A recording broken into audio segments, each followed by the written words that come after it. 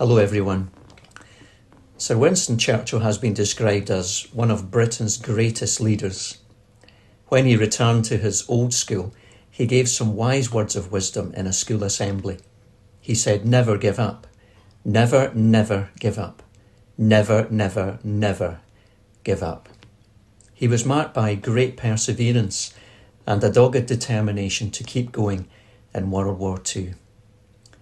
His commitment to his mission reminds me of a greater commitment and a greater mission, that of Caleb, of whom we read of in the Bible in Numbers chapter 13 and 14. God gave Caleb and his colleagues a mission to check out the land God had promised to his people as a great gift.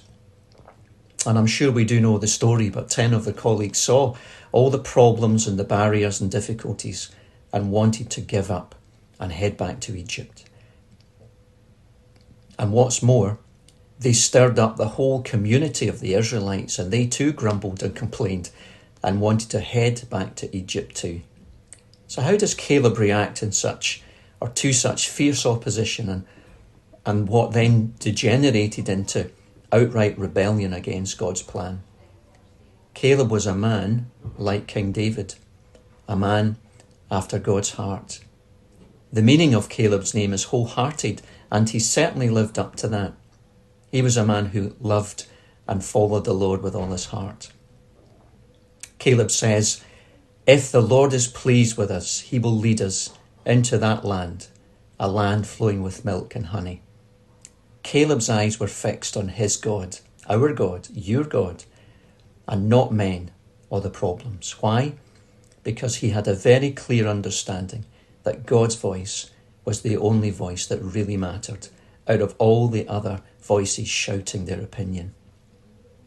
God's voice is the only voice that's worth listening to, for it will always be marked with truth, love, compassion, goodness, grace, and mercy.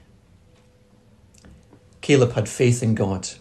His God was so much bigger than the giants and the problems that the people faced. Caleb trusted God's plan. He was resting in God's promise for the gift of this land.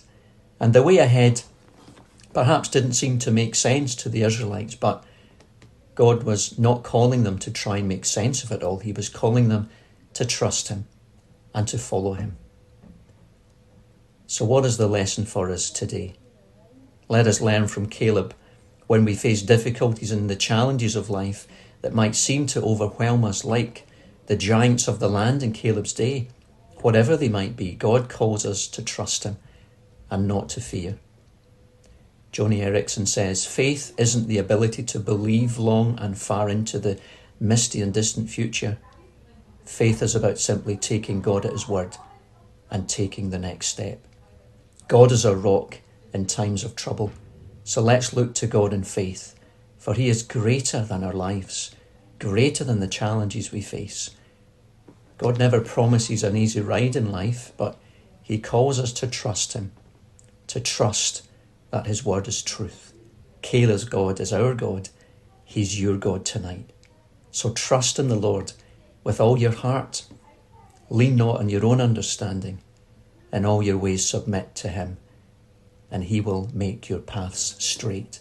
He will direct your paths. That's from Proverbs 3, verses 5 and 6. Thank you.